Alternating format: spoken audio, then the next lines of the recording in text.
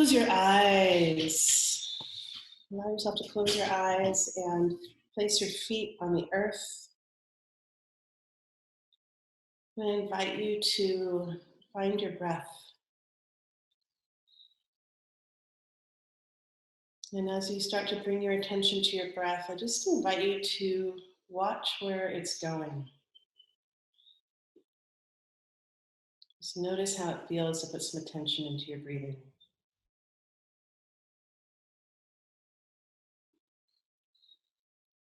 And at your own pace, I'm going to invite you just to take 3 nice, long, slow breaths down to the very bottom of your belly. And as you take in those deep breaths, I invite you to see how much air you can bring to that part of your body. See if you can't breathe all the way into the bottom of your back.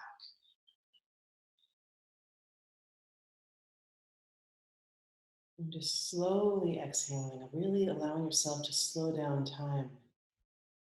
And see that Einstein said that humans are actually the creators of time. So allowing yourself just to slow it down a little bit in your beingness. And as you're coming into yourself, I wanted to invite you to consider change.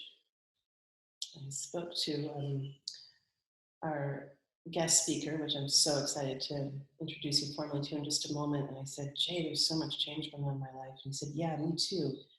And I was like, yeah, this is just what's happening in the world right now. There's a lot of change happening. So I want to invite you just to come into your beingness and notice what is changing in your life right now. And as I brought up that word, and as I invite you to find where your body responds as we start to discuss change, I also just invite you to notice, what does your body do in response to that idea of change? Does it constrict? Does it open? Does it expand?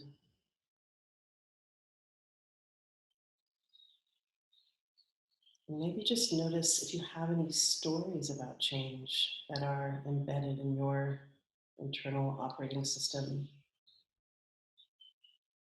Is change easy? Is it hard? Without anything being right or wrong, just noticing what is the automatic place that you go when you think about change.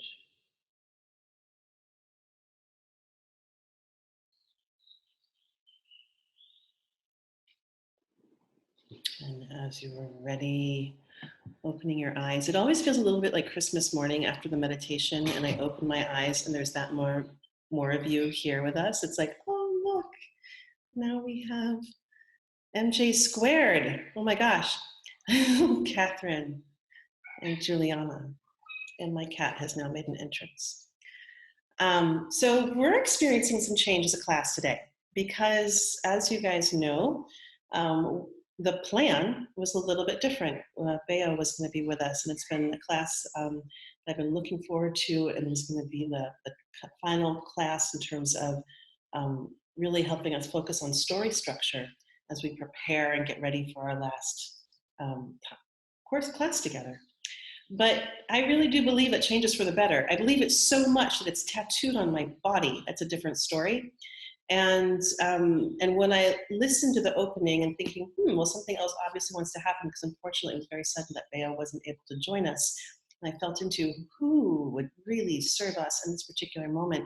I kind of was like, well, shoot, I couldn't have planned this better myself to get to invite Jay Golden to be with us. And this is just, we are in for a treat. Okay, Keith, you're on mute tonight. This is just so wrong. Okay, that's fine. Your words will be spoken by others.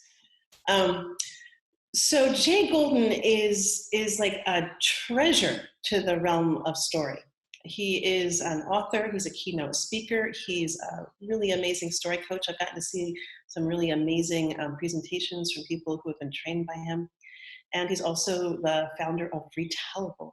And for over a decade, he's helped thought leaders find their essential stories in order to guide audiences near and far.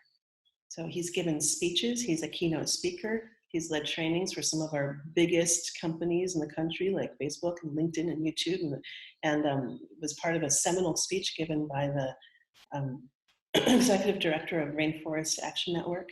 And he's a really amazing person that's really made a total study of not only story structure, but how to teach story structure and how to help people find the essence of their message and bring it through this.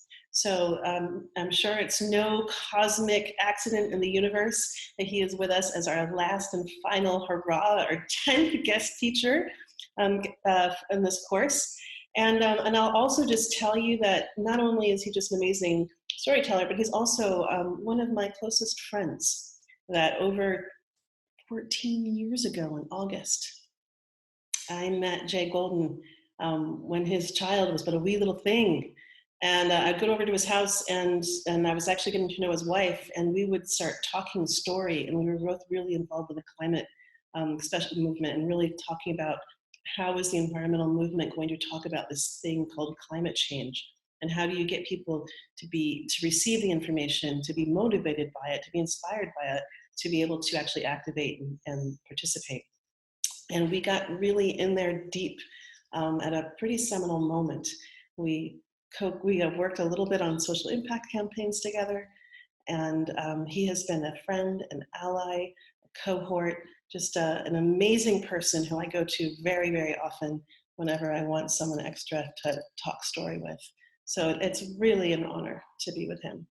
And welcome Wendy, and welcome Catherine, and welcome whoever's calling in from 415, and Cheryl.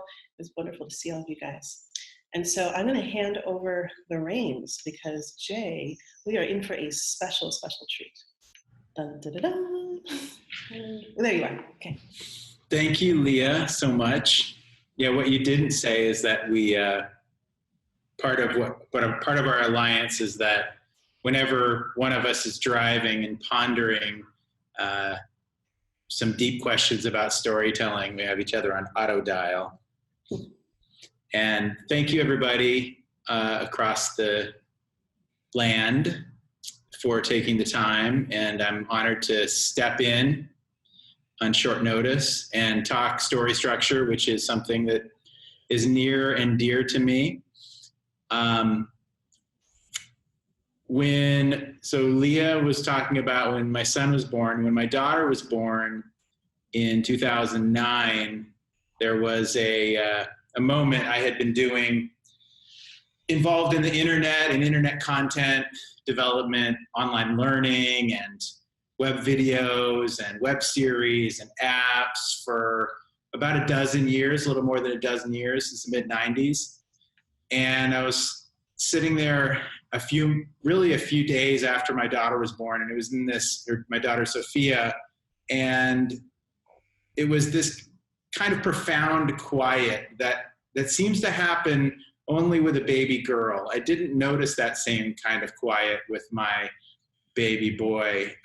It was a much more boisterous, exciting time, but there was a profound quiet that was happening, and it was cause for reflection for me, one that made me scan over my own journey over the previous 14 years and looked at all the different kinds of iterations of creations that I'd made on the internet and had to ask myself what was really at the center of all of it. And what was at the center of all of it, what kind of bubbled up in that moment, was the idea of a retellable story. So that is a story that is told in a certain way that touches the audience or the listener in a place that enables them to hold that story and to be transformed by it, so much so that the next day, after the 1,000 bits and bytes of information that they've taken in, they remember this story. And so with that idea, I took a big pivot and left behind my world of digital and stepped into the world of analog. And that was 2009, so coming on 10 years ago now. And the and that journey led me into many different steps. But along the way, I found that people were much more into storytelling than I might have imagined. While at the beginning they said, well, what do you mean by story? You mean video? You mean storytelling, meaning you're standing up at a storytelling festival? Do you mean writing? What do you mean? And I said, no, I mean retellable stories. I mean the stories that are told and that strike us in such a way that we're compelled to retell them. And my focus became really focusing on leadership and transformative storytelling, with the belief that I believe that every person carries with them a collection of stories, and that collection of stories can be enhanced. It can be deepened by some attention, by some practice. And so I know that this course is very much about several of these. It touches on so many of these different points, and I'm honored to be in this 10-month cycle with some of my storytelling heroes and sheroes. And so I want to talk to you today about how stories work. And I know everybody in this whole group is a storyteller. And so I'm not making any assumptions about that, but I have done some practice in this territory. So I want to deliver you something that I'm hoping, this is the bar that I'm setting, I'm hoping you're going to remember some of these pieces in a year from now.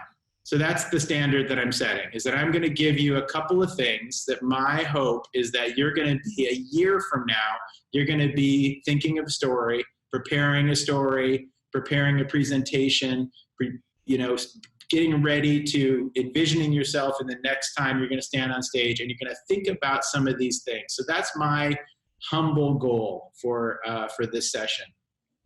So I was talking about my daughter, Sophia, and as she grew older, she was about 2, and every night we would cozy up, and I somehow had the knack of getting her to sleep when she was super active, came into the life with these huge eyes.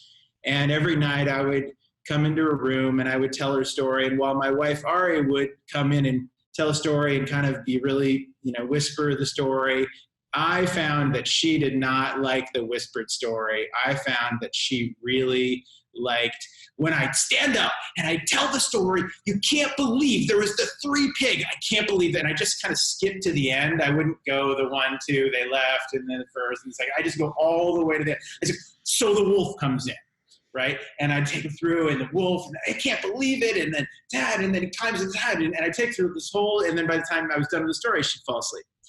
But sometimes, as does happen when a person has various responsibilities, including trying to start a business, including trying to hold down the family responsibilities of being a father, including just life on earth in the 2010s. Sometimes I'd arrive at that bed and I'd be a little bit tired myself. And so I'd lie down and, I'd fall asleep.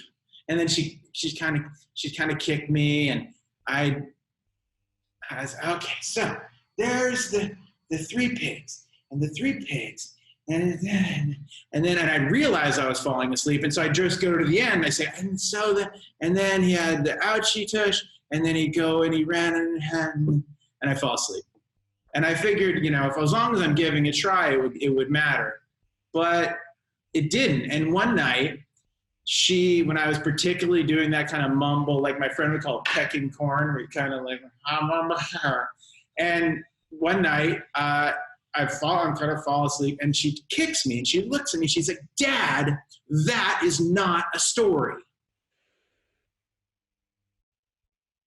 And something about that really struck me, because I was already out there in the world. I was already training people on storytelling. I was already coaching. But something about this struck me, and it led me on a journey to discover what kind of shape could inform any kind of story, so that when I can describe to you, when I can stand on stage, exactly my form of how a retellable story works.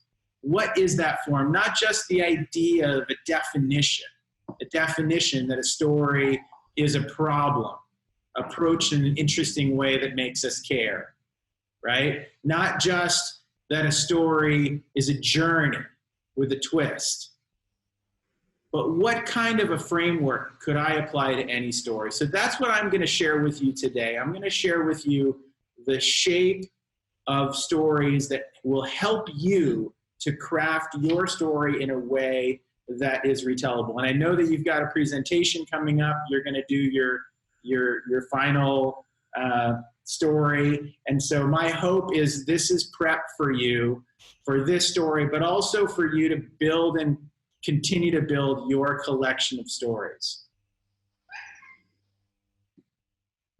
So how do we get to retellable? How do we get when you will take in and your audience will take in 100,000 words today? They'll take in 100,000 words. They are walking hard drives, 34 gigabytes of information every single day, from what they hear on the radio to what they see outside, to the color of that shirt, to the email they got. We're so filled up with information. How do you get to retellable in a way that your story will be remembered? So this is the framework that we're going to talk about. Now, I know you've talked a lot about stories, and we all know that a story has a beginning, middle, and end. Would you agree? Maybe you could say, well, a story has two middles, and it has a false end, and it has a little bit of a subtle, different kind of beginning, but a beginning, middle, and end. The thing about this is that a story isn't a straight line. It's not a straight line. It is actually a journey with a twist. So it still has a beginning, middle, and end, but that story is a journey. And that journey has only one thing that it has to absolutely have. Only one thing, and that's change. If your story does not have change, then it's not a story. So I work with different founders of companies and nonprofits, and I help them gather their stories and prep for big speeches. And sometimes they speak in front of one or two people when they're communicating about a project, and sometimes they speak in front of 1,000 or 10,000 people. But every time I come back to the same thing. Where's the change? Now that might seem really basic, but you'd be surprised how many people come in and tell stories, or what they see as stories, without giving how the world was before. And if you don't share how the world was before, then you don't quite get the impact of the story. But it's not just one change, it's really three changes, three main changes that I want to speak to you about today. And that's the foundation of the journey curve. So the retellable journey curve is based on three critical pivots. And this is informed from Pixar, it's informed from Joseph Campbell, informed by old school improvisational storytellers, and very much by Kurt Vonnegut, who did a great piece on the shapes of stories, if you happen to search for that online. So the three pivots I want you to remember today are then one day, until finally, and ever since then. Then one day, until finally, and ever since then. It doesn't begin with then one day, of course, but if you can remember then one day, you're going to remember what comes before it. Once upon a time. The once upon a time is the beginning of your story.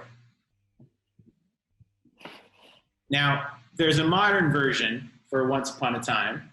It's not, you might not say, everybody might not open their story once upon a time, but what might be another way of opening your story? Okay, so what's a different way of saying once upon a time? Ah, didn't hear you. Long, long ago. Long, long ago. What else? I have a story to tell you. I have a story to tell you. In the beginning. In the beginning? Yes, in the beginning. In the beginning, right. Maybe like 5 years ago, right? Or just yesterday, Or when I was a kid. when I was a kid. I was That's right. walking down the street on Tuesday.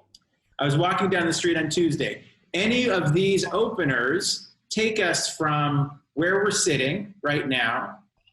Here we are in the present moment, and they take us to a different place in time. So the once upon a time is the setting of the scene, how the world was. Once upon a time, every day.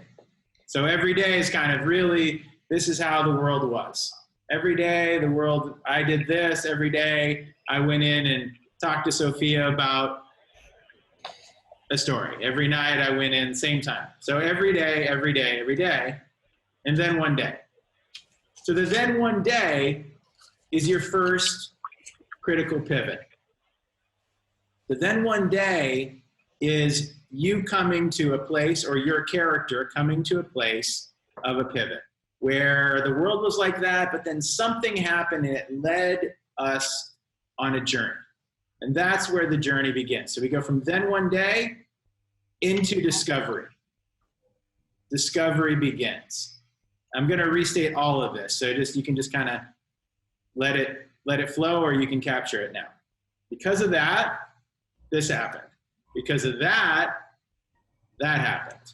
And because of that, this happened. So it's setting up, as we go down in the journey curve, we're setting up discovery. And that brings us to my favorite Joseph Campbell location, the innermost cave. You know, if there's a serpent, or if it's very dark, it's a sign that we're in the innermost cave. The innermost cave is the place of mystery. It's the place of not knowing. So while you might have, once upon a time, it might have been that you had everything figured out. But at this point, we don't know what's going to happen. And we're going to come back to the innermost cave as we proceed. But the innermost cave, how we get through the innermost cave, it might be a mentor tells you something. It might be you remember something really important that you didn't realize was really important back then. It might be an insight that truly changes things. And the innermost cave leads to the until finally moment. And the until finally moment is the thing I want you to remember. The until finally moment. This is the key piece of a story.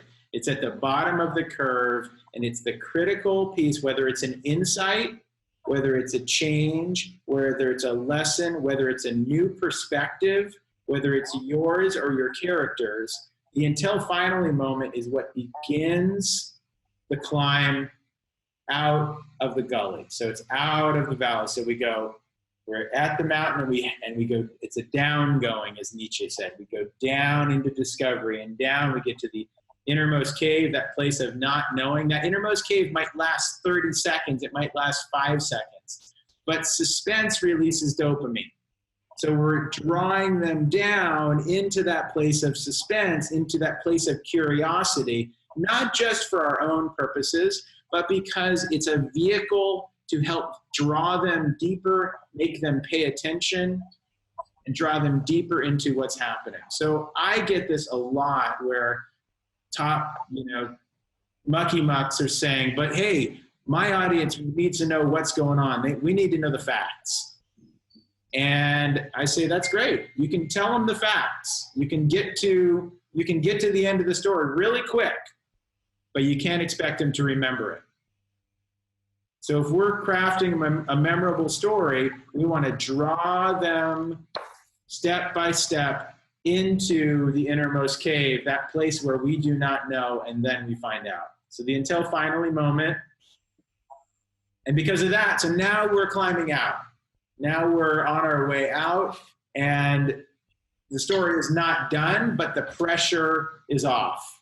We don't feel the same kind of pressure. We now know that the transformation has happened. Now we're headed home. And ever since then. So ever since then, again, being the third pivot, the ever since then is where the lesson is revealed. The ever since then is where the change is revealed. That change is anchored. That place where we have come, this is the rebirth. So I know that part of what you were going to hear about was the hero's journey. And I found the hero's journey to be very difficult to remember and very difficult to match to any retellable story because there's so many steps. But if we can remember the then one day, until finally, and ever since then you can look at any story and you can work to shape it. And that's followed by the deeper anchoring, the telling of the story itself. So I'm going to take a look at the journey curve again. And the journey curve is, so we're going to make use of this for a second. And actually, I want to have I'm going to check I want to actually take a moment to challenge you to consider a moment in time. To consider a moment in time in your life where you faced a fork in the road, where you saw in front of you two possible paths. It might have been that you were facing a challenge. It might have been that it just happened right in front of you and you just were surprised by it. As you consider that moment, I want you to think about what was the world like before? What was your once upon a time? How was the world before? Once upon a time, every day. What was your then one day? The then one day, that then one day might well have led you to that fork in the road. You chose that fork. Because of that, this happened. Because of that, this happened. Because of that, this happened. But it's not done yet. It's not done yet because the big decision lay ahead. Until finally, this is what happened. So now you might consider that then one day might be something that just led you on a journey, and your fork in the road could be the innermost cave where you didn't know which way you were going to turn, or your then one day might have been something that just where you took the fork in the road, but you didn't know how hard it was going to be. Regardless, I want you to consider this story, and I want you to actually, Leah, are you going to help me pair people up? I am. We are in groups of 2. All right, we're already in groups. It's magical. So I want you to take 3 minutes, consider these pivots. The person who's most ready can go first. I'm going to give you 1 minute before we start so you can just chart it. Remember, storytelling is a practice. It's not a perfect.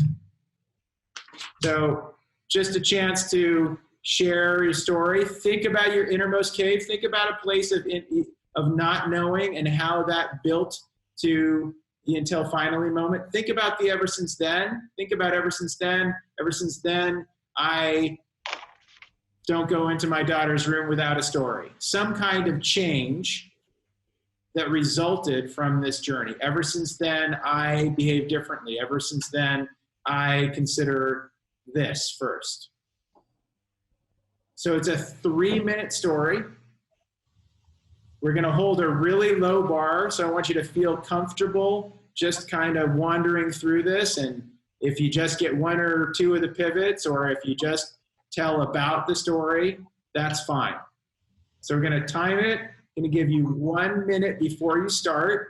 You're going to pair up. And then are we going to hear a bell then? Are we just going to change them at 3 minutes, or how are they going to know? I will send out a little announcement. I will broadcast an announcement at 3 minutes. You'll get an announcement at 3 minutes, and we'll generously offer 15 more seconds. and then you're going to switch. So there's plenty of time to workshop the story and circle back.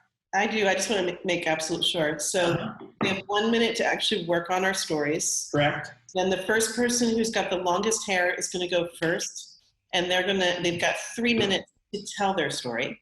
Yep. And then they switch, and then the next person with the not as long hair goes, and they have 3 minutes. to That's tell right. them. Okay. Sure. And Here. then, is there any time for reflection, or do we do that as a big group? We're going to do that as a group. Awesome. Okay. Sorry. Any other questions? I will send you an announcement when your 1 minute is up. Okay. I'm going to break us into groups.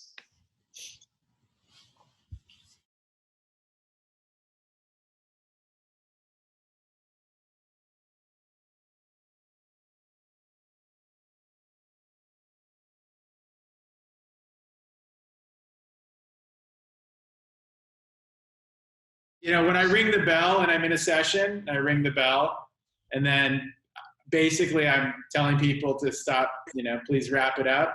But then, of course, they're still talking over me. And so they're talking and talking. And then as I know for real, now it's time to stop talking. At any rate, I realized that people might have gotten cut off there. So my apologies to the working of the system. So, journey curve. I'm going to email Leah a poster of the journey curve that has a little bit more text for you to play with. And again, these moments, these key moments, then one day, until finally, and ever since then, are emblematic moments. So that means that you might find that you try a few then one day moments, but each of those moments optimally drops you into a scene.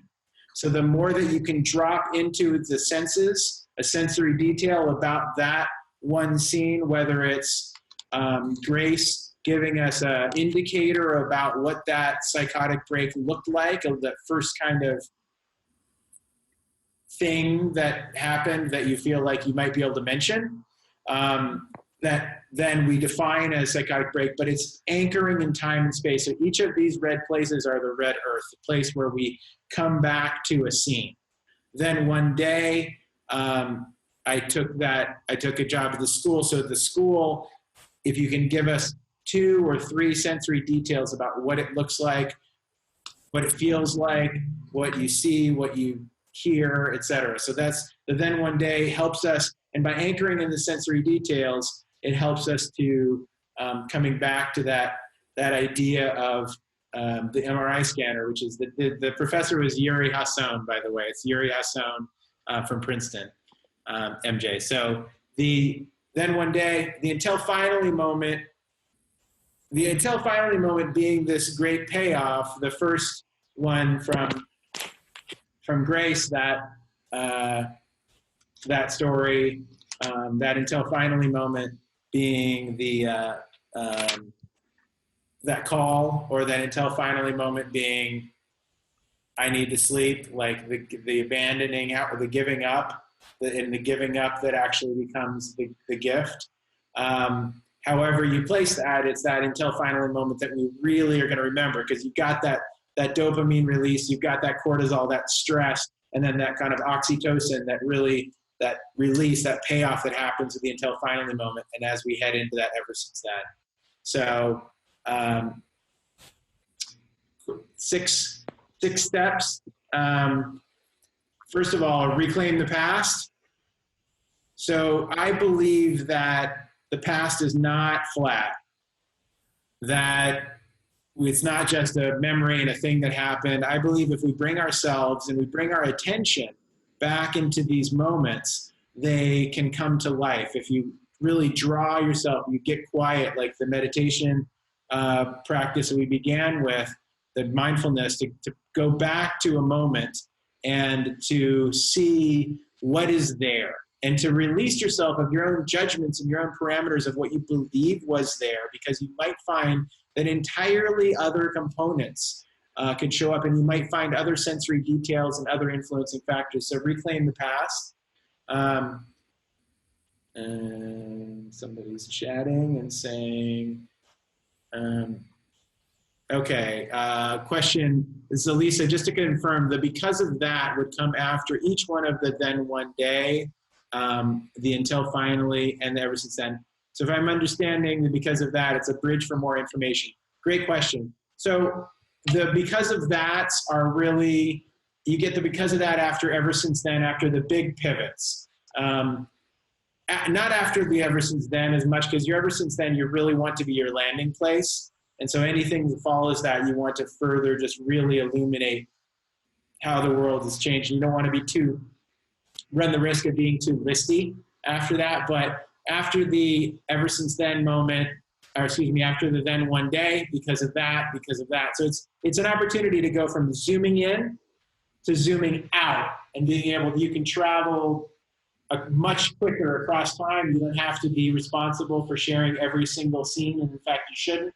So you share, the because of that, and the because of that, and because of that, and then innermost cave, if that's one of the because of that, so it's something else, until finally, and then another because of that, which you might not say because of that, but as a result,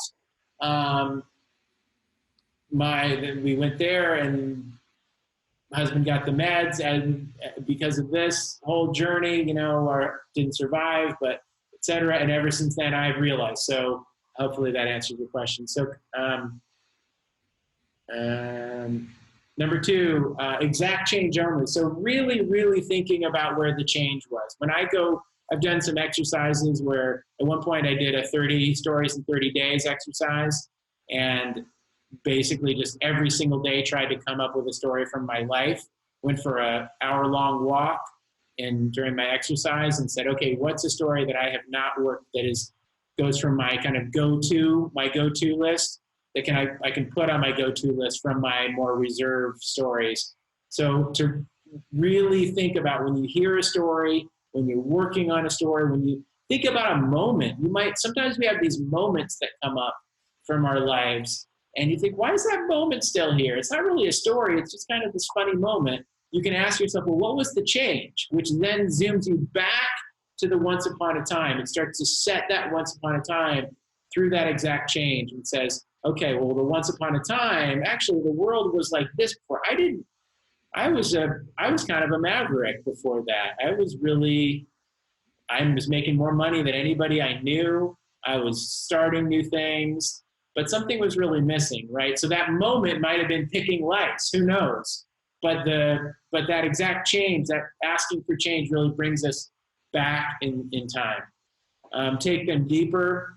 So really don't shortcut your story. Make sure you have that opportunity to draw them deeper, leverage some steps, leverage some suspense. But you have to make sure that you're the guide, so you know exactly where you're going, and then you keep the trust as the narrator, as the teller. Elevate out. Don't just leave us in the difficult moment. If you do, then it might be, if you can't figure out how to elevate out and you can't figure out what the change was, it might be that you're still in the story. And that's okay. That's really valuable when you're still in the story and you're trying to find your way out. But don't rush it. Some of the stories are it's just worth being in and orienting to whether when you're in the innermost cave, there's no forcing your way out. It brings all your presence and your attention and your mindfulness.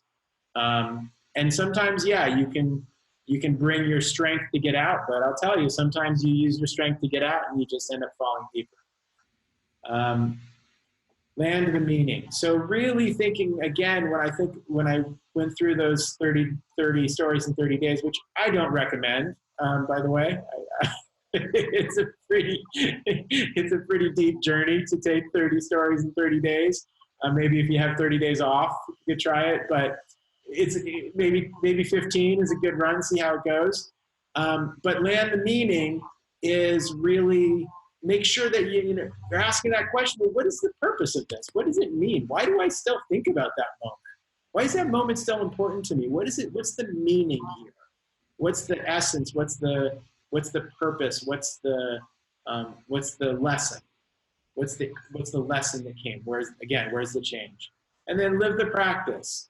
I really want to come back to this idea that storytelling is not a perfect. It's really a practice. It's fumbling around. It's hearing a story at a cafe and thinking, could I retell that story?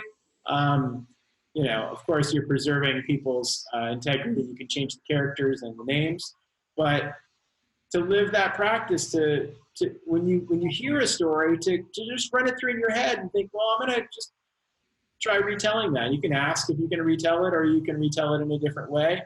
But if you have a story from your past that you want to try to retell, then that's a very valuable opportunity. So again, I believe it's a practice. I believe each of us can have a constellation of 10 retellable stories that really inform our key insights. What was the R? The R was, yes, relive the past. Right? Reclaim the past. There we go. Look at that. Reclaim the past. It's a big opportunity to reclaim the past, to orient yourself to what has happened, and to shift it around, to mix it up, to go back to that place with not just with your current mind, but with your last mind, with that mind that you had then, to try to open yourself to how you saw the world, so you can really gather those lessons, and you can hold those lessons and those insights, whether those stories are from your own life, whether they're stories that you're helping to shape in a myth or a fable, or whether you're helping to retell the stories of others. So that's my, I get to release myself here. Thank you all so much, and have a great evening. Thank you.